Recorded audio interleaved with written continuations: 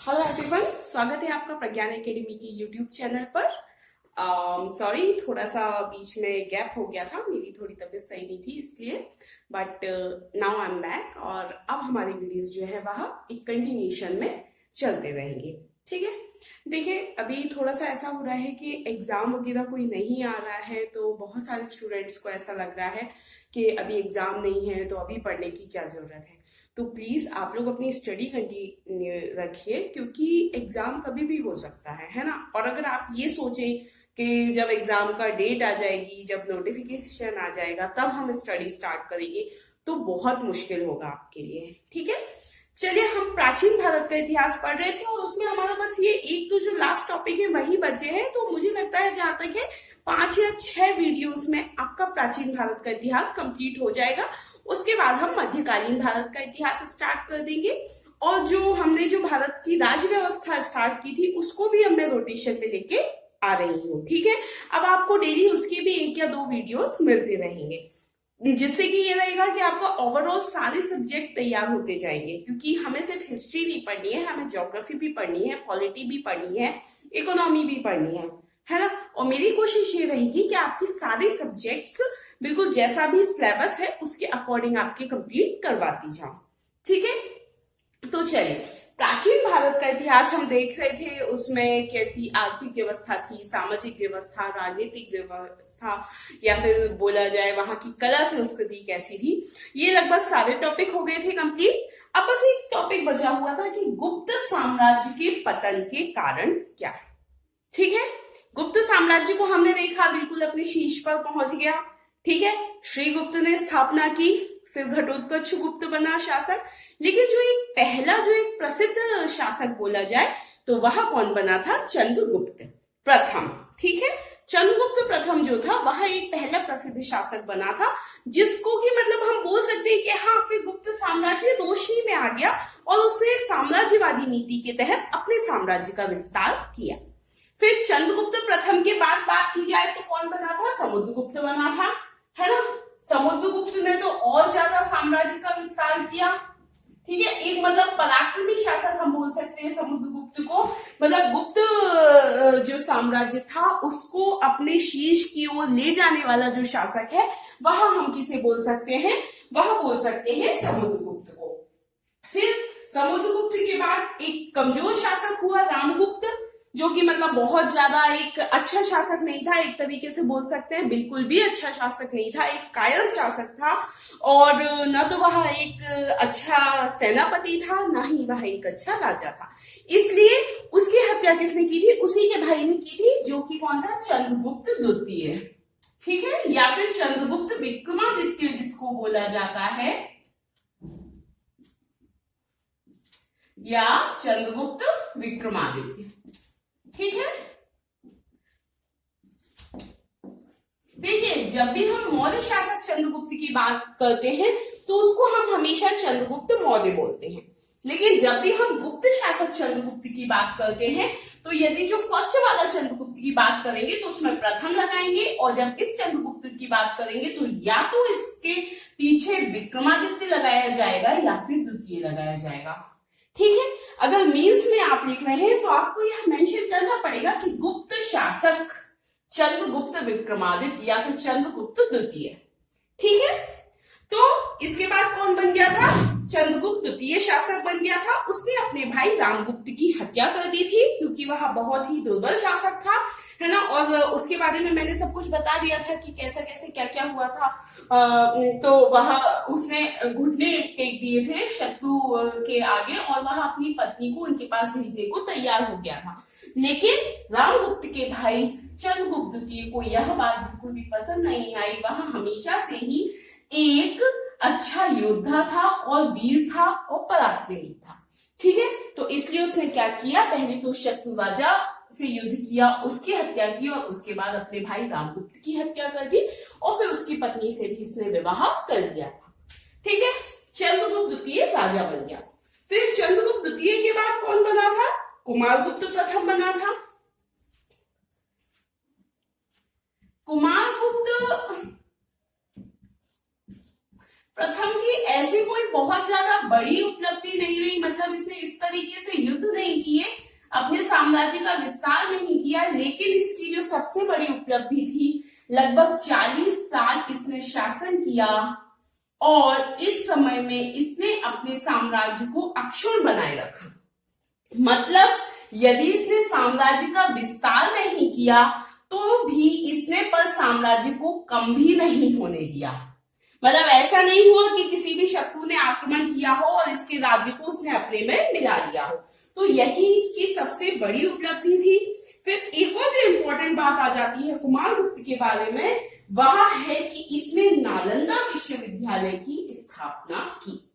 ठीक है, किसकी स्थापना की? नालंदा विश्वविद्यालय की स्थापना की। और जो सबसे ज्यादा, एक और भी इंपॉर्टेंट बात है कि जो सबसे ज्यादा अभिलेख प्राप्त हुए गुप्त शासकों में, उनमें से सबसे ज्यादा कुमारगुप्त के अभिलेख ही प्राप्त हुए हैं, जिनकी संख्या है 18। तो ये भी इंपॉर्टेंट है। इतने अधिक समय तक शासन किया, अपने राज्य को अक्षुण्ण बनाए रखा, नालंदा विश्वविद्यालय की स्थापना की और 18 अभिलेख प्राप्त हुए हैं, जो कि सभी गुप्त शासकों में सर्वाधिक अभिलेख हैं। ठीक है, इसके बाद आया स्कंदगुप्त। वह भी बहुत पराक्रमी शासक हुआ, खूणों का आक्रमण हुआ था, उनको पराजित किया था। लेकिन इसके बाद गुप्त शासन पतन की ओर अग्रसर हो गया, क्योंकि इसके जितने भी उत्तराधिकारी आए वह अच्छे शासक साबित नहीं हो सके, वह अच्छे से अपने राज्य का नेतृत्व नहीं कर सके। इसलिए स्कंदगुप्त के बाद जितने भी गुप्त शासक आए, वह एक तरीके से बहुत जल्दी ही उनका राजपाट समाप्त होता गया। बहुत सारे राज्यों ने स्वतंत्र होने की घोषणा कर दी, बहुत सारे विदेशी राजाओं का आक्रमण आदि होने लगा। हुनों का आक्रमण तो हम स्टार्टिंग से ही देख रहे हैं कि वह होता ही रहता था, लेकिन अगर यहाँ का शासक अच्छा है तो वह हुनों को पराजित कर देता था और वह सीमा में प्रवेश नहीं करने देता था। लेकिन स्कंदगुप्त के बाद जो उत्तराधिकारी आए, वह इतने कुशल शासक नहीं थे, ना ही वह इतने कुशल सेनापति थे कि वह दूसरे राज्यों से होने वाले आक्रमणों से बचाव कर सके। ठीक है, तो बहुत सारे कारण हैं मौर्य गुप्त साम्राज्य के पतन के, उनको हम देख लेते हैं क्या क्या कारण है। सबसे पहला तो जो कि हम स्टार्टिंग से ही पढ़ते आ रहे हैं, जब हमने मौर्य साम्राज्य पढ़ा था, एक तो क्या, एक कुशल उत्तराधिकारी का न होना। वह यहां दिया होगा अयोग्य उत्तराधिकारी। फर्स्ट है सीमा रक्षा की अवहेलना। पहले अपन पॉइंट्स देख लेते हैं, फिर इनको एक एक को डिटेल में पढ़ेंगे। सीमा रक्षा की अवहेलना। सेकेंड, अयोग्य उत्तराधिकारी, मतलब कोई भी ऐसा योग्य उत्तराधिकारी नहीं था, क्योंकि ऑब्वियसली यदि राजा सक्षम नहीं है अपनी सीमा की रक्षा करने के लिए, अपने राज्य की रक्षा करने के लिए, तो फिर उस राज्य का पतन तो निश्चित है। फिर गुप्त शासन प्रणाली में भी कई सारे दोष थे। राजवंशीय कलह, मतलब राजवंश के अंदर ही कलह चल रही है ना, अंदर ही भाइयों में आदि में अंदर ही मतभेद हो रहे हैं, तो उन कारण। ठीक है, सॉरी। फिर अगला है यशोधर्मन का विद्रोह, ये भी एक इंपॉर्टेंट है। ठीक है, उसके बाद आवागमन के साधनों का अभाव, ये हम देखते आ रहे हैं पुराने जितने भी साम्राज्य हुए उनके पतन के कारणों में यह एक बहुत इंपॉर्टेंट है। और आगे जाकर भी जब हम देखेंगे तो उसमें भी ये चीज हमेशा रहेगी, क्योंकि हम देखते हैं स्टार्टिंग होती है किसी भी राज्य की, फिर वह साम्राज्य में परिवर्तित हो जाता है और उस साम्राज्य का विस्तार होता जाता है। ठीक है, पुराने जमाने में संचार के ऐसे साधन तो थे नहीं कि यहाँ पर बैठे हैं, वहां का हमें सब कुछ पता है, डेली बात हो रही है। जैसे आज होता है, जो मल्टीनेशनल कंपनी होती है, तो ओनर कहीं और है, उसने और किसी को दे दिया है और वो वहां पर कर रहा है, अगर वहां पर व्यवस्था पूरा, तो भी वह फोन में हमेशा टच में रहता है कि वहां कैसा क्या चल रहा है। ठीक है, लेकिन उस टाइम तो ऐसा नहीं था। तो ये चीज हमेशा से कारण बनती है किसी भी साम्राज्य के पतन में। ठीक है, आवागमन के साधनों का अभाव, क्योंकि साम्राज्य का विस्तार इतना हो जाता है और अगर शासक कुशल नहीं होगा, उसमें एक कुशल राजनीतित्व की क्षमता नहीं होगी, तो वह इतने बड़े राजपाट पर कैसे नियंत्रण रख पाएगा। विरासत में राजपाट तो मिल गया, लेकिन जैसे शासन चलाते थे उसके पिता थे या उसके दादा थे, क्या वह उस तरीके से चला पा रहा है? वह राजा नहीं चला पा रहा, तो बस पतन होता जाएगा, टूटता जाएगा। यहाँ पे कोई और अधिकार कर लेगा, यहाँ पे कोई और कर लेगा, यहाँ पे कोई और, वो यहाँ का यहीं बैठा रह जाएगा, यही नहीं संभाल पा रहा है वो। तो ये चीज आ जाती है, ठीक है। फिर है परवर्ती सम्राटों द्वारा बौद्ध धर्म ग्रहण कर लेना। ये भी एक बहुत इंपॉर्टेंट फैक्टर रहा है। मौर्य काल में भी ये चीज देखी थी और यहाँ पर भी देखी। देखिए, मैं कंपेयर इसलिए कर रही हूँ क्योंकि कई बार मीन्स में ऐसे क्वेश्चन आ जाते हैं। पतन के कारणों की तुलना, मौर्य वंश के पतन, गुप्त वंश के पतन, या फिर क्या क्या अंतर रहा वह भी, या एक दूसरे से लगभग सेम है, ऐसा भी कोई क्वेश्चन आ सकता है। तो इसलिए आपको ये सब चीजें थोड़ा सा ध्यान रखनी चाहिए, क्योंकि ये आपका कोई भी कॉलेज यूनिवर्सिटी का एग्जाम नहीं है या 10th 12th का एग्जाम नहीं है कि जैसे क्वेश्चन मैं आपको पढ़ा रही हूँ सेम वैसे ही आ जाए कि गुप्त साम्राज्य के पतन के कारणों का उल्लेख कीजिए। जरूरी नहीं है कि आपका क्वेश्चन डायरेक्ट ऐसे ही आ जाए। आपका क्वेश्चन ये भी आ सकता है कि अयोग्य उत्तराधिकारी गुप्त साम्राज्य के पतन का प्रमुख कारण था, बताइए। तो आपका मेन फोकस किस पे होना चाहिए? प्रमुख कारण तो ये था, इस पे होना चाहिए, लेकिन आपको अन्य कारण भी थोड़े से बताने पड़ेंगे, भले ही आप लास्ट लाइन में बताओ, ठीक है। तो क्वेश्चन आपका कुछ भी आ सकता है, इसलिए समझना ज्यादा जरूरी है। इसलिए मैं रटवाने पे नहीं फोकस करती, इसीलिए मैंने पूरा एक एक लाइन यहां नहीं लिखी। मैंने आपके दिमाग में मुझे ये सारी आउटलाइंस डालनी है, और मैं पुराना कंपेयर इसलिए कर रही हूँ कि आपको ऐसा ना लगे कि अब हम पहले मौर्य वंश के पतन के कारण पढ़े, अब इसके पढ़ रहे। अरे सब में सेम रहता है, बस राजा बदल जाते हैं, है ना। बहुत कुछ सेम था वहां पर भी, बहुत कुछ सेम था यहाँ पर भी, ठीक है। अब दंड नीति की उदारता हमने देखा ही था, मृत्यु दंड को समाप्त करके अंग विच्छेद टाइप से करने लगे थे, है ना। दंड थोड़ा सा मतलब कड़ा था पहले, लेकिन उसको कम कर दिया था, दंड बहुत ज्यादा कठोर नहीं किया था, मृत्यु दंड लगभग समाप्त कर दिया था। बाह्य आक्रमण हमने अभी डिस्कस किया। निरंतर युद्ध, पुराने राजा इतने युद्ध कर रहे थे, जनधन की बहुत हानि होती है युद्ध से, ये भी एक प्रमुख कारण है। फिर प्रांतों की स्वतंत्रता, ये जो मैंने आपको बताया। कूटनीतिक संबंधों का अभाव, सेम स्टार्टिंग में हमने देखा था जब चंद्रगुप्त प्रथम था, उसने वैवाहिक संबंधों द्वारा भी अपने राज्य का विस्तार किया था। उसका ऐसा मानना था कि मैत्री पूर्वक जो मैत्री वाले संबंध होते हैं, उनसे हम ज्यादा अच्छे से बिना युद्ध के भी राज्य का विस्तार कर सकते हैं। उसने अपनी बेटी का विवाह कर दिया, उसने अपनी बहन का विवाह भी एक ऐसे राजा से कर दिया, है ना। तो इस कारण क्या हुआ, आसपास के राज्यों से उसकी एक तो रिश्तेदारी भी बन गई और मित्रता पूर्वक भी संबंध हो गए। तो उससे क्या फायदा मिला कि वह तो उस पर आक्रमण करेंगे नहीं, और अगर चंद्रगुप्त प्रथम चाहे कहीं और उसे आक्रमण करना है तो वह उनकी भी मदद ले सकता है, क्योंकि हमारे रिश्तेदार है या हमारे मित्र हैं।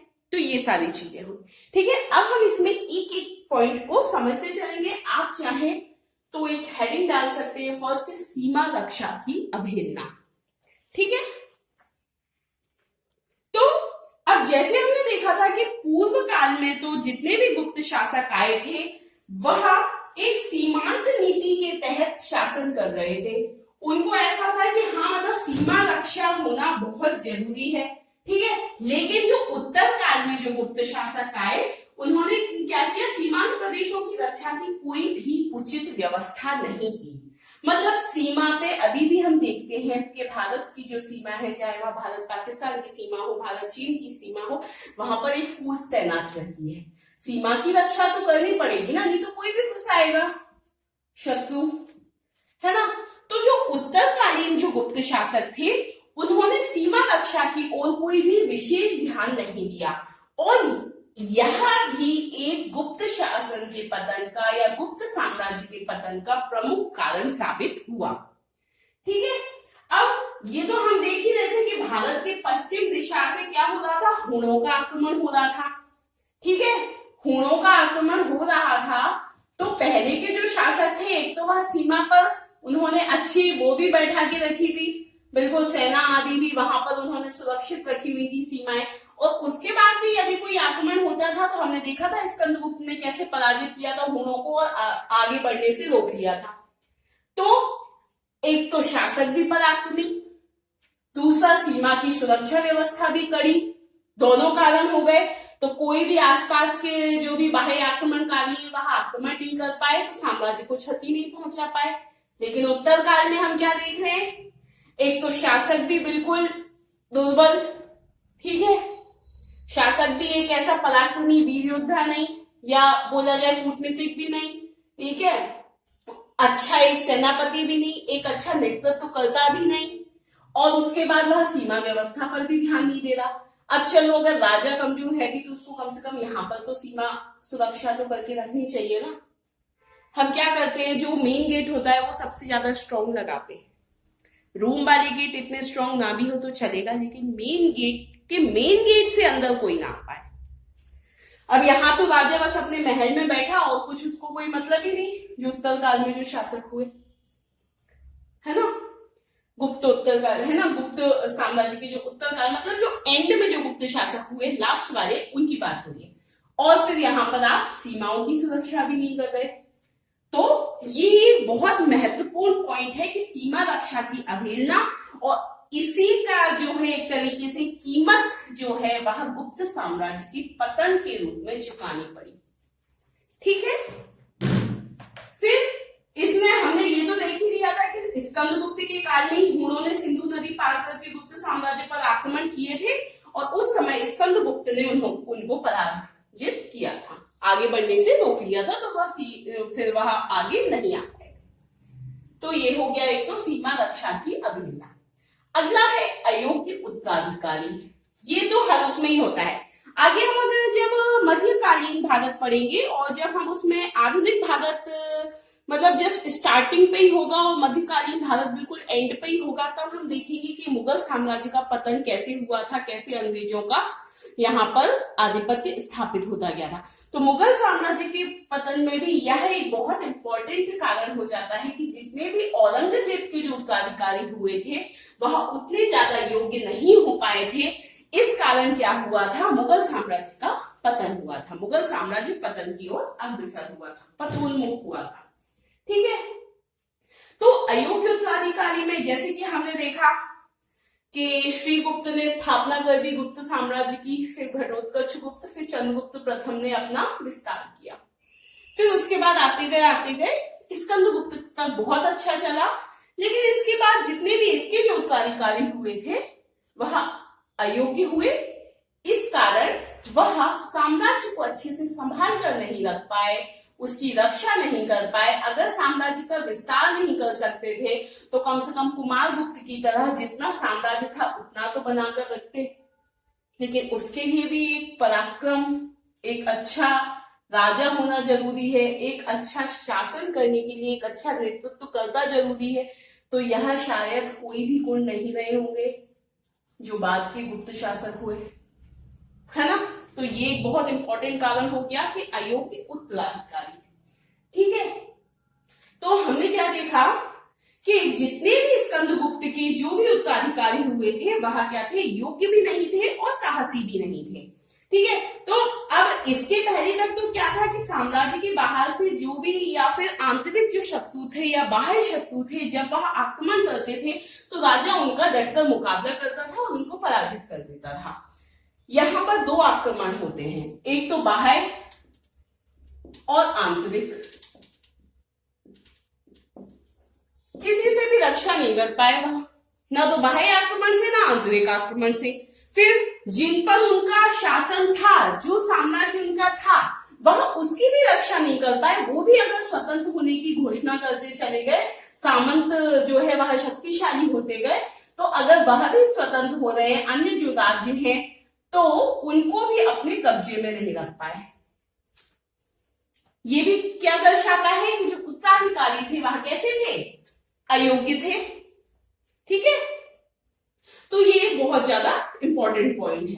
फिर जब हमने देखा कि हुणों के आक्रमणों में तो वृद्धि हुई और प्रांतीय राज्यपालों और सामंतों के विद्रोह भी बढ़ते गए, ठीक है। जैसे कि अगर हम एग्जाम्पल ले लें कि 467 और 68 के बीच जो है मालवा के गवर्नर गोविंद गुप्त ने अपने आप को स्वतंत्र घोषित कर दिया और पुरुगुप्त को उसने सम्राट मानने से इनकार कर दिया, ठीक है। तो मालवा का जो शासक था उसने क्या कहा कि भाई हम तो स्वतंत्र हैं, हम इनके अंदर नहीं आ रहे हैं, हम गुप्त साम्राज्य का भाग नहीं है। और उसने पुरुगुप्त, उस समय गुप्त शासक था, उसको मना कर दिया कि नहीं, हम इसको अपना राजा नहीं मानेंगे, यह हमारा राजा बनने लायक नहीं है, हम तो अपना साम्राज्य, हम मालवा को स्वतंत्र कर रहे हैं और हम इसको राजा नहीं मानते, हम तो खुद राजा हैं। ठीक है, तो ये हो गया। और पुरुगुप्त में इतनी ताकत भी नहीं थी कि वह उसको दबा सके विद्रोह को, और मालवा के शासक को पराजित कर सके और कह सके कि नहीं, मालवा भी किसका, गुप्त साम्राज्य का ही भाग है। उसने खुद को स्वतंत्र कर दिया और इसमें कुछ भी नहीं कर पाया ये। तो ऐसे ही करके, ये तो बस एक एग्जाम्पल है मालवा का, ऐसे ही बहुत सारे जो राज्य थे उन्होंने अपने आप को स्वतंत्र कर लिया था। तो ये क्या दर्शा रहा है कि जो उत्तराधिकारी था वह क्या रहा होगा, अयोग्य रहा होगा। ठीक है, तो इसी तरीके से जब ऐसे ही सारे राज्य खुद को स्वतंत्र करते चले गए और बाह्य आक्रमणकारियों का आक्रमण होता रहा, तो उससे क्या हुआ, गुप्त साम्राज्य जो है उसका धीरे धीरे पतन होता रहा। अगला, गुप्त शासन प्रणाली के दोष। गुप्त शासन प्रणाली के दोष। अब क्या दोष है? अब जैसे कि हमने देखा था कि गुप्त शासन प्रणाली जो थी, उस समय जो प्रथा चल रही थी उसके हिसाब से क्या थी, निरंकुश राजतंत्र थी। निरंकुश राजतंत्र। अब निरंकुश राजतंत्र मतलब जो राजा है उस पर किसी का भी अंकुश नहीं है, स्वेच्छाचारी है। ठीक है, ठीक है, निरंकुश था। ठीक है, तो निरंकुश शासन प्रणाली थी। फिर अब इसमें जो सबसे मुख्य दोष होता है निरंकुश राजतंत्र का, वह ये होता है कि शक्तिशाली तो होती है, लेकिन जनता के प्रति यदि उदार शासक हो तो वो तो सुचारू रूप से संचालन कर लेता है। लेकिन यदि ऐसा निरंकुश शासन है कि एक तानाशाह हो गया है वह राजा, और बस खुद की सुख सुविधाओं के बारे में सोच रहा है और प्रजा की सुख सुविधा का तो उसे ध्यान ही नहीं है, मतलब पूरी शक्ति किसके पास है, राजा के पास है। ये तो हमने मौर्य साम्राज्य में भी देखा था कि राजा के पास होती थी, लेकिन उसके बाद भी राजा ऐसा स्वेच्छाचारी नहीं होता था कि वह अपने हिसाब से ही सारे काम करे। उसकी सलाह के लिए क्या होती थी, मंत्री परिषद होती थी। ठीक है, तो अब राजा अगर निरंकुश है तो उसका ये भी धर्म बन जाता है कि ठीक है, वह अपनी इच्छा अनुसार कार्य कर रहा है, लेकिन वह अपनी प्रजा के हितों के बारे में ध्यान रखे। ठीक है, तो जो शुरू के जो शासक आए वह तो ऐसे थे कि मतलब वह अपने शक्तिशाली थे, जब उनको जिससे भी युद्ध करना हो, आक्रमण करना हो, वह अपनी इच्छा अनुसार करते थे, लेकिन उसके बावजूद भी वह प्रजा की सुख सुविधाओं का ध्यान रखते थे। ठीक है, क्योंकि वह यह मानते थे कि प्रजा जो है वह हमारी जिम्मेदारी है और हमें प्रजा को सुखी रखना है। ठीक है, ये तो कहां तक बात हो रही है, शुरू में जो राजा आए उनकी बात हो रही है, जैसे कि चंद्रगुप्त प्रथम, समुद्रगुप्त, चंद्रगुप्त विक्रमादित्य या कुमारगुप्त। ठीक है, ये शक्तिशाली थे, लेकिन इन्होंने अपनी जो शक्ति है वह किस में लगाई, प्रजा के हित में लगाई और राज्य को सुदृढ़ करने में लगाई। ठीक है, मतलब शक्ति सिर्फ इसलिए नहीं थी कि भैया हम तो शक्तिशाली है तो हम प्रजा पर कैसा भी अत्याचार करें या प्रजा को जो करना है करो, हम बस चैन से रह रहे, तो ऐसे शक्तिशाली नहीं थे ये। ठीक है, लेकिन जब बाद में जो आए, जो भी गुप्त शासक आए, ठीक है, उन्होंने क्या किया, उन्होंने अपने पास पूरा एक तरीके से पूरी पावर तो रख ली, लेकिन अपनी अयोग्यता के कारण वे उसको संभाल नहीं पाए। ठीक है, वो उसको ऐसे नहीं संभाल पाए, जैसे सामंत आदि थे उन पर भी उनका कंट्रोल था। ठीक है, तो वह उसको संभाल नहीं पाए कि हाँ सामंत उनकी बात माने, सामंत प्रजा पर अत्याचार कर रहे हैं तो करने दो, सामंत खुद को पावरफुल मान रहे, उनकी शक्ति तो स्ट्रांग हो गई और राजा बस ऐसे ही नाम का शक्तिशाली बना रहा और उसका किसी पर भी कोई कंट्रोल नहीं रहा। तो ये चीज भी जो थी, ये जो निरंकुश राजतंत्र वाली जो चीज थी, अगर मान लो उस समय ऐसा कुछ होता कि सेनापति कोई और होता या कोई भी मंत्रिमंडल होता, उसकी भी राजतंत्र में प्रमुख भूमिका होती, तो वह राजा को सही सलाह देता, सामंत आदि यदि ऐसा कर रहे थे तो वह उनको रोकता। तो ये चीज तो थी नहीं, क्योंकि निरंकुश राजतंत्र प्रणाली थी। ठीक है, अगला आया राजवंशीय कलह और संघर्ष। अब ठीक है, बाहर से तो आक्रमण हो ही रहा है, लेकिन यहाँ पर तो राजवंश में भी कलह चल रहा है, उत्तराधिकारी के लिए युद्ध चल रहा है, आपस में भाई भाई के बीच युद्ध चल रहा है, या जो भी उनके और भी अन्य जो रिश्तेदार वगैरह थे, जैसे कि जो वाकाटक के राजा आदि थे, उनसे क्या थी, उनकी रिश्तेदारी थी। लेकिन बाद में उन लोगों ने भी भाई यहाँ से एक दुश्मनी टाइप का माहौल बना लिया था। तो ये चीज भी एक इम्पोर्टेंट हो जाती है गुप्त साम्राज्य के पतन में। तो राजवंशीय कलह में क्या है कि चंद्रगुप्त द्वितीय के उत्तराधिकारियों के पारस्परिक संबंध कटु और वैमनस्यपूर्ण थे। कुमारगुप्त के उत्तराधिकारियों में भी सत्ता के लिए संघर्ष हुआ, ठीक है। फिर उसके बाद गुप्त सम्राटों के राजकुमारों में सत्ता प्राप्ति के लिए षड्यंत्र और संघर्ष निरंतर चलते रहे। और इसी तरीके से गुप्त सम्राट और वाकाटक राजा के निकट संबंधी होते हुए भी वे भी शत्रु हो गए। तो भाई जब अंदर ही अंदर जब संघर्ष चल रहा है तो होता है ना, फूट डालो शासन करो। तो जब अंदर ही से एकमत नहीं है तो बाहर वाले तो फिर उसका फायदा उठाएंगे ही, है ना। जब अंदर ही उत्तराधिकारियों के बीच में ये युद्ध चल रहा है, आपस कटुता पूर्ण संबंध है, तो उनमें क्या हमेशा कोई ना कोई कला रहेगी। तो एक स्ट्रॉन्ग जो राजतंत्र है वह नहीं बन पाता, है ना। तो ये चीज भी क्या रही, गुप्त साम्राज्य के पतन में एक महत्वपूर्ण भूमिका निभाई। फिर आ गया यशोधर्मन का विद्रोह। ये भी बहुत इंपॉर्टेंट है गुप्त साम्राज्य के पतन में। ये यशोधर्मन कौन था, मालवा का शासक था, ठीक है। और ये एक महत्वाकांक्षी शासक था, ठीक है, महत्वाकांक्षी शासक था, ठीक है। अब इसे क्या किया कि मालवा में अपना स्वतंत्र राज्य स्थापित कर दिया, ठीक है। और पूर्वी भारत के अभियान में गुप्त शासकों को परास्त कर दिया, ठीक है। अपना मालवा का क्या स्वतंत्र राज्य स्थापित कर दिया और गुप्त शासकों को परास्त कर दिया, ठीक है। तो इससे भी क्या हुआ, गुप्तों के सम्मान और प्रभुत्व को बहुत गहरा आघात पहुंचा कि भाई इसने तो अपने आप को स्वतंत्र कर लिया, है ना। और फिर अब जब इसने स्वतंत्र कर लिया तो अन्य भी जो राज्य थे और भी जो विघटनकारी शक्तियां थी उनको भी विद्रोह करने का प्रोत्साहन मिल गया। अन्य राज्यों ने भी विद्रोह कर दिया कि जब ये स्वतंत्र हो सकता है तो हम क्यों नहीं हो सकते। क्योंकि देखिए डरेगा कब कोई भी शासक होगा इनसे, जब यहाँ पे जो शासक है वह इतना स्ट्रांग हो, पावर हो इन पे। अब पावर नहीं है तो कोई क्यों डरेगा, जब दिख रहा है कि भाई राजा तो ऐसा है ही नहीं कि युद्ध भी कर सके, तो वो तो करेंगे ही ना, फिर विद्रोह करेंगे। और देखा कि जब इसने विद्रोह किया यह स्वतंत्र हो गया और वो लोग तो इसका कुछ नहीं बिगाड़ पाए, तो अन्य राज्य भी स्वतंत्र होने की घोषणा करने लगे।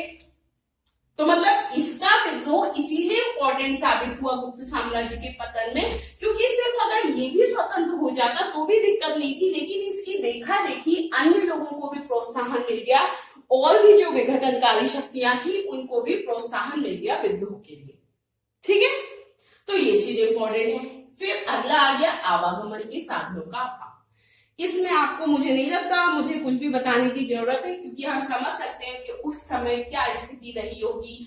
हमने देखा गुप्त साम्राज्य कितना विशाल था, बहुत ज्यादा बड़े भाग में फैला हुआ था और उस समय इतने अच्छे आवागमन के साधन भी नहीं थे। अब या तो राजा के जो भी उसने नियुक्त किए हैं वहां पर जो भी प्रांत प्रमुख नियुक्त किए हैं, या तो राजा की इतनी पकड़ हो कि वह सबसे जानकारी लेता रहे, उसका कंट्रोल हो कि हाँ वहां पर शासन ठीक से चल रहा है या नहीं, है ना, वहां उसको हमेशा रिपोर्ट करे तो ठीक है, वह करता रहेगा शासन। क्योंकि देखा था अशोक का साम्राज्य कितना फैला था, लेकिन तो भी वह सुचारू रूप से चल रहा था। लेकिन बाद में क्या हुआ, शासन इतना बड़ा था, बाद में जो राजा आए वह उस पर अच्छे से कंट्रोल नहीं कर पाए, तो बस स्वतंत्र होने लगे सारे राज्य। यही यहाँ पर हुआ कि आवागमन के साधनों का अभाव था। उस समय इतना बड़ा साम्राज्य स्थापित हो गया था, तो जो दूरस्थ प्रांत थे उन पर नियंत्रण रखना कठिन हो गया था, ठीक है। जहां पर राजा है वहां तो रख सकता है, लेकिन यहाँ पर हम राजा देख ही रहे हैं, उसको तो अपने महल में नियंत्रण नहीं हो पा रहा है, तो और कहीं कहाँ नियंत्रण रखेगा वो, ठीक है। तो दूरस्थ प्रांतों पर नियंत्रण रखना बहुत कठिन हो गया था और उस समय आवागमन के साधन भी इतने विकसित नहीं थे, ठीक है। इसलिए बाद के जो गुप्त सम्राट थे उनको यातायात के साधनों का समुचित विकास करना चाहिए था। मतलब जब वो देख रहे हैं कि अब हमारा साम्राज्य विस्तृत हो रहा है तो उनको विकास करना चाहिए था, लेकिन जो कि नहीं किया, इस कारण वह हर एक प्रांत पर अपना एक तरीके से नेतृत्व नहीं रख पाए और सारे प्रांत जो है उन पर अधिकार होता गया अन्य राज्यों का। ठीक है, या तो वह स्वतंत्र हो गए या फिर किसी अन्य राज्य ने आक्रमण करके, किसी अन्य राजा ने आक्रमण करके अपने में मिला लिया। ठीक है, परवर्ती सम्राटों द्वारा बौद्ध धर्म ग्रहण करना। देखिए, गुप्त साम्राज्य के पतन का एक जो कारण है वह यह भी बताया जाता है कि जो बाद के कुछ बौद्ध सम्राट थे उन्होंने बौद्ध धर्म अपना लिया था। शुरू में हमने देखा कि ब्राह्मण धर्म को बहुत ज्यादा प्रोत्साहन दिया, है ना, देव पूजा उपासक थे, उन्होंने ऐसी उपाधियां भी धारण की, है ना, लेकिन जो बाद के जो शासक थे उन्होंने क्या किया था, बौद्ध धर्म ग्रहण कर लिया था। ठीक है, अब जब हमने ऐसा भी बताया जाता है कि जो स्कंदगुप्त के उत्तराधिकारी थे, हमने देखा कि स्कंदगुप्त के बाद ही गुप्त शासन का पतन स्टार्ट हुआ। अच्छा, मैंने एक आध दो जगह क्या बौद्ध साम्राज्य बोल दिया गुप्त की जगह। देखिए क्या है कि वो हो जाता है कभी कभी, क्योंकि थोड़े दिन पहले मौर्य साम्राज्य पढ़ाया है, तो ये आप थोड़ा ऑब्वियस समझिएगा कि अगर एक आध दो जगह मैंने गुप्त की जगह मौर्य बोला है तो वह गुप्त ही है। ठीक है, ठीक है, तो बाद का जो गुप्त शासक था स्कंदगुप्त, इसके बाद ही विघटन स्टार्ट हुआ। तो इसके बाद ही जो राजा आए उन्होंने बौद्ध धर्म ग्रहण कर लिया था। ठीक है, तो अब इनका क्या हुआ, हमने देखा था अशोक ने भी जब बौद्ध धर्म ग्रहण किया तो सेना आदि पर उसने ज्यादा फिर ध्यान देना बंद कर दिया, क्योंकि उसने क्या हिंसा का मार्ग त्याग दिया। अब भाई सेना है तो युद्ध होगा, युद्ध होगा तो हिंसा होगी, रक्तपात होगा। ठीक है, अब जब अहिंसा के पथ पे चलना है तो सेना की क्या जरूरत। तो यही यहाँ पर किया राजाओं ने, सेना पर ध्यान देना बंद कर दिया, बौद्ध धर्म ग्रहण कर दिया। तो उन्होंने कहा कि नहीं, अब युद्ध नहीं करेंगे, शांति का मार्ग अपनाएंगे। अब ठीक है, इनने तो शांति का अपना लिया, लेकिन जो शत्रु देश थे उनने थोड़ी अपनाया, उन्होंने आक्रमण किया, इनके पास अच्छी सेना का अभाव था, तो बस इनका जो साम्राज्य है वह छिन्न भिन्न होता गया। तो ये भी एक इंपॉर्टेंट कारण है। तो यहाँ आप सेम ऐसा ही आपको मैंने मौर्य काल में बताया था और सेम ऐसा ही यहाँ गुप्त काल में है। ठीक है, तो अब जब हमने ये देख लिया कि बौद्ध धर्म स्वीकार करने के बाद क्या हुआ, सैनिक बल की वृद्धि से उनका ध्यान हट गया, अहिंसा की नीति ने साम्राज्य को बहुत हानि पहुंचाई और गुप्त काल के आरंभ में सभी सम्राट जो थे वह क्या थे, ब्राह्मण धर्म के अनुयायी थे। तो उनकी कैसी रहती थी कि वह पूजा पाठ भी करते थे और युद्ध भी करते थे, लेकिन बाद के बौद्ध धर्म अपना लिया था उन्होंने, तो उन्होंने हिंसा को त्याग दिया था, युद्ध को त्याग दिया था। तो इस कारण भी गुप्त साम्राज्य का पतन हुआ।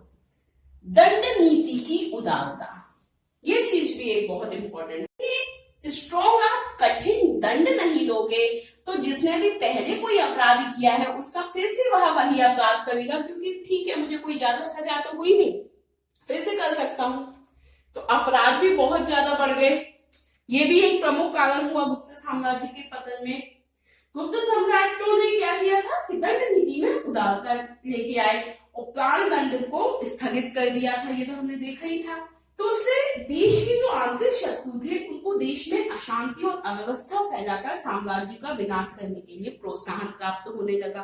ठीक है, जब दिख रहा है कि ज्यादा दंड नहीं मिल रहा है तो बस वो अशांति आदि फैलाने लगे, अराजकता फैलाने लगे।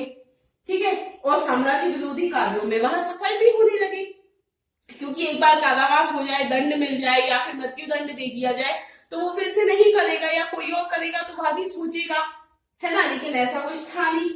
फिर हुनों के आक्रमणों ने भी गुप्त साम्राज्य को बहुत ज्यादा आघात पहुंचाया, है ना। फिर एक हमने नाम सुना था तोरमान तथा मिहिरपुर नामक जो हुण नेता थे, उन्होंने भी भारत पर आक्रमण करके बहुत सारे प्रदेशों पर अपना आधिपत्य स्थापित कर दिया था, तोरमान और मिहिरपुर। ठीक है, तो ये भी एक इम्पोर्टेंट है। फिर बाह्य आक्रमण, बाह्य आक्रमण में हम ये भी लिख सकते हैं हुण वाला। हुणों के अतिरिक्त भी गुप्त सम्राटों को अन्य बाह्य आक्रमणों का भी सामना करना पड़ा। एक तो हुण तो थे ही भाई, वो तो चल ही रहे थे, वो तो करते ही रहते थे आक्रमण, है ना, देख ही रहते हैं हर राजा के टाइम पे वो आक्रमण करते थे। मतलब उनका एकमात्र लक्ष्य था कि हमें आक्रमण करना है और यहाँ पर अपनी सत्ता स्थापित करनी है। तो एक बार पराजय मिली कोई बात नहीं, फिर आक्रमण करेंगे। तो उनका आक्रमण तो निरंतर चलता ही रहता था। लेकिन उनके अलावा भी बहुत सारे ऐसे शत्रु राजा थे, उनके भी आक्रमण का सामना करना पड़ा था गुप्त शासकों को। ठीक है, स्कंदगुप्त के समय में पुष्यमित्र नामक जाति ने गुप्त साम्राज्य पर आक्रमण किया, है ना, बताया था मैंने आपको। फिर स्कंदगुप्त ने तो ठीक है पुष्यमित्रों को पराजित कर दिया था, लेकिन फिर भी क्या हुआ था, जन धन की बहुत हानि हुई थी, क्योंकि जब बार बार युद्ध होगा तो हानि तो होगी ही, सेना में लोग भी मरे होंगे, धन भी बहुत खर्च हुआ होगा, तो ऐसे भी बहुत सारे आक्रमण हुए। तो ये भी एक कारण है, ये जो युद्ध वाले मैंने आपको बताया गुप्त साम्राज्य के पतन का। निरंतर युद्ध हो रहे हैं, धन आदि खर्च होता जा रहा है, धन लग रहा है, सैनिक मर रहे हैं, सेना की भी कमी हो रही है, धन की भी कमी हो रही है। एक लिमिट तक ही तो युद्ध कर सकते हैं ना, युद्ध ऐसा नहीं बस राजा चला गया तलवार लेके और युद्ध कर लिया, बहुत सारी चीजें देखनी पड़ती हैं। तो युद्ध बहुत सोच समझ के करना पड़ता है, चाहे आज की डेट में हो चाहे पुराने समय में, है ना। तो ये जो निरंतर युद्ध चलती रहे, यह भी गुप्त शासन के पतन में एक महत्वपूर्ण एक भूमिका जो है वह इनकी भी रही। कैसे रही ये भी देख लेते हैं अपन। इससे क्या बहुत ज्यादा जनधन की हानि हुई, तो इसका पूरा जो वह है वह किसको उठाना पड़ा, गुप्त साम्राज्य को उठाना पड़ा, है ना। हानि किसको हुई, गुप्त साम्राज्य को हुई, क्योंकि हमने एक चीज तो देख ली स्टार्टिंग से ही कि जितने भी गुप्त शासक थे वह कैसे थे, साम्राज्यवादी थे, निरंतर युद्ध करते रहते थे। मतलब उनको ऐसा था कि हमें तो अपने साम्राज्य का विस्तार करना है, कुमारगुप्त को छोड़ दिया जाए तो अधिकतर जो शासक थे वह ऐसे ही थे। एक रामगुप्त तो फिर किसी में उसकी तो गिनती ही नहीं है ना। तो चंद्रगुप्त प्रथम के बाद जो हमने देखे तो वह सारे शासक लगभग ऐसे ही थे, साम्राज्यवादी शासक थे, शासन का विस्तार करने, साम्राज्य का विस्तार करने पर उनकी मतलब ज्यादा फोकस रहता था। अब साम्राज्य का विस्तार अपने आप तो हो नहीं जाएगा, चंद्रगुप्त प्रथम ने तो फिर भी वैवाहिक संबंधों आदि के द्वारा किया, लेकिन इसके बाद के राजा तो बस युद्ध आदि से ही उन्होंने साम्राज्य का विस्तार किया, है ना। तो निरंतर युद्ध होते रहे, ठीक है। पश्चिमी भारत में भी शक राज्य का नाश करने में सबसे महत्वपूर्ण युद्ध करना पड़ा था उन्हें, है ना। इन साम्राज्यवादी युद्धों में गुप्तों को जन धन की बहुत ज्यादा हानि उठानी पड़ी और इससे भी प्रशासन पर बुरा प्रभाव पड़ा, ठीक है। देखिए ये एक कारण है, वो इन सब कारणों के साथ मिलकर ये भी एक कारण बन गया, ठीक है। सिर्फ ये कारण नहीं हो सकता कि सिर्फ निरंतर युद्ध से विनाश हो जाए। वो तो क्या है, कोई भी चीज है उसके लिए बहुत सारे कारण उत्तरदायी होते हैं, कुछ अच्छा होता है तब भी, कुछ बुरा होता है तब भी। तो पतन हुआ है तो उसमें इतने सारे कारण उत्तरदायी हैं, उनमें से ये भी एक कारण है, ठीक है। फिर अगला आया प्रांतों की स्वतंत्रता। ये तो हम शुरू से कई बार देख चुके, है ना। बस मैंने पॉइंट इसलिए अलग से लिख दिया है क्योंकि अगर मान लीजिए आपका 5 नंबर में आ जाता है क्वेश्चन, है ना, जो 6 का था वह 5 का हो गया, तो आप उसमें सिर्फ यह छोटे छोटे पॉइंट लिख दें तो उनसे क्या पूरा पता चल गया, क्योंकि ज्यादा तो आप लिख नहीं सकते। तो आप सिर्फ ये पॉइंट्स लिख देंगे तो बहुत ज्यादा है, आपकी शब्द की संख्या भी, शब्द भी कम रहेंगे, है ना, और आप सारे पॉइंट्स उसमें कवर कर लेंगे, ठीक है। या आपका आ जाए बड़ा क्वेश्चन आ जाए आपका 11 नंबर वाला, तो आप फिर इनको डिटेल में लिख सकते हैं, ठीक है। तो प्रांतों की स्वतंत्रता ये भी एक प्रमुख कारण रहा। क्या हुआ था, जब बाद के जो उत्तर गुप्त काल में देखी जाए बात, तो उसमें क्या हुआ, गुप्त साम्राज्य के अधीन जितने भी प्रांत थे वह धीरे धीरे स्वतंत्र होने लगे थे। शुरू में हमने देखा था प्रांतीय शासन व्यवस्था थी, प्रांत प्रमुख होता था, ठीक है। लेकिन बाद में क्या होने लगा, ये जो अन्य जो प्रांत थे वह सब स्वतंत्र होने लगे, ठीक है। अब स्कंदगुप्त के बाद पश्चिम भारत में गुप्त साम्राज्य की प्रतिष्ठा को गहरा धक्का लगा, ठीक है, क्योंकि प्रांत स्वतंत्र हो गए, यहाँ पर गुप्त साम्राज्य का विनाश स्टार्ट हो गया स्कंदगुप्त के बाद ही। और इसके बाद पश्चिमोत्तर प्रदेश और पश्चिमी प्रदेशों के गुप्त साम्राज्य से निकल जाने के कारण गुप्तों के हाथ से वे स्थलीय और सामुद्रिक व्यापारिक मार्ग भी निकल गए। जो उधर पे समुद्र किनारे जो भी प्रांत थे उनने खुद को क्या कर दिया, स्वतंत्र कर दिया। तो अब जो समुद्र से जो व्यापार हो रहा था विदेश में, तो अब वहां भी बंद हो गया, क्योंकि वो तो स्वतंत्र हो गया, वो अपना व्यापार अलग करेंगे। तो क्या हुआ, एक आर्थिक नुकसान हुआ, ठीक है। तो वही जो जन धन की हानि हम देख रहे हैं यहाँ पर हो रही है युद्ध के कारण, और ऐसी भी तो हो रही है धन की हानि, है ना, आर्थिक रूप से भी कमजोर हो गए, ठीक है। तो ये चीज भी फिर एक इम्पोर्टेंट हो जाती है। फिर उसके बाद क्या था, अब जब बाहरी विदेशी जो भी देश आदि थे उनसे संपर्क नहीं रहा तो उसे व्यापार आदि बिल्कुल टूट गया। अब व्यापार किससे करेंगे ये, ठीक है। फिर वल्लभी के मैत्रिकों ने अपनी स्वतंत्रता की घोषणा कर दी। मौखरियों ने मगध तथा उत्तर प्रदेश में स्वतंत्र राज्य स्थापित कर लिए। मालवा में यशोधर्मन का तो हमने देख ही लिया कि उसने भी विद्रोह कर दिया था, ठीक है। उसने भी क्या, गुप्त साम्राज्य को बहुत ज्यादा आघात पहुंचाया। फिर इसी सबका परिणाम क्या हुआ कि गुप्त साम्राज्य की आर्थिक दशा खराब होने लगी और उस कारण भी गुप्त साम्राज्य का पतन हुआ, ठीक है। इसके बाद है कूटनीतिक संबंधों का अभाव। देखा ना कि एक अच्छा राजा होने के लिए आपको पराक्रमी भी होना पड़ेगा, शूरवीर भी होना पड़ेगा, एक अच्छा एक तरीके से कूटनीतिज्ञ भी होना पड़ेगा, एक राजनीतिक भी होना पड़ेगा। मतलब राजा सिर्फ एक चीज से नहीं बन जाते कि बस हम तो शक्तिशाली हैं, युद्ध कर सकते हैं, ताकतवर है, दिमाग है नहीं, पर सारी चीजें चाहिए उसके लिए, ठीक है। तो कूटनीतिक संबंधों का भी अभाव, ये भी एक इंपॉर्टेंट हो जाता है। चंद्रगुप्त द्वितीय में तो हमने देख लिया था क्या, एक मैत्री पूर्वक संबंध बनाए, वैवाहिक संबंध बनाए, लेकिन उसके बाद जितने भी गुप्त नरेश आए उन्होंने तत्कालीन राजवंशों के साथ मैत्री संबंध बनाने के लिए उतना उत्साह नहीं दिखाया, ठीक है। तो इसका क्या परिणाम हुआ कि जब संकट पड़ा तो उस समय उन्हें किसी भी मित्र देश की कोई भी सहायता नहीं मिली, ठीक है। तो ये हुआ। वाकाटक के जो राजा थे उनसे भी मैत्रीपूर्ण संबंध नहीं रखे। इसके कारण क्या हुआ, साम्राज्य में भीतर ही भीतर जगह जगह गुप्त राजाओं के शत्रु प्रकट हो गए। मतलब जो पहले मित्र थे बाद में वो भी शत्रु बन गए। तो ये भी एक प्रमुख कारण हुआ, ठीक है। तो इस प्रकार हम क्या देख पा रहे हैं कि विशाल और वैभवपूर्ण गुप्त साम्राज्य बहुत सारे कारणों के कारण नष्ट हो गया।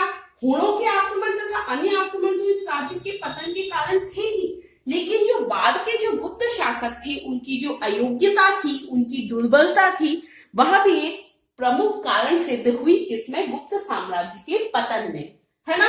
हम देख रहे हैं कि मतलब ये तो है ही, ठीक है, बाह्य आक्रमण हो रहे हैं, लेकिन शासक भी एक कुशल शासक नहीं है। एक तरीके से देखा जाए कि वह अच्छे तरीके से अपने शासन को कंट्रोल नहीं कर पा रहा, उस पर शासन नहीं कर पा रहा, कोई भी बाह्य आक्रमण हो रहा है तो उसका सामना नहीं कर पा रहा, मतलब ओवरऑल एक अयोग्य शासक है। इस कारण भी गुप्त साम्राज्य पतन हुआ और फिर युद्ध भी होते रहे, राजकोष खाली हो गए उससे। तो इस कारण एक गौरवपूर्ण गुप्त साम्राज्य था उसका पतन हो गया, ठीक है। ये हमारा हो गया है। आई होप आपको समझ में आ गया होगा, और अगर आपको कोई भी प्रॉब्लम है तो आप कमेंट करके पूछ सकते हैं। वैसे मैंने इसको इतना डिस्कस करवा दिया है कि अब आपका अगर इसमें से कोई भी क्वेश्चन आएगा या फिर मौर्य वंश और गुप्त वंश के पतन की कोई तुलना आ जाए तो वह आप अच्छे से कर पाएंगे। Okay, thank you, good luck.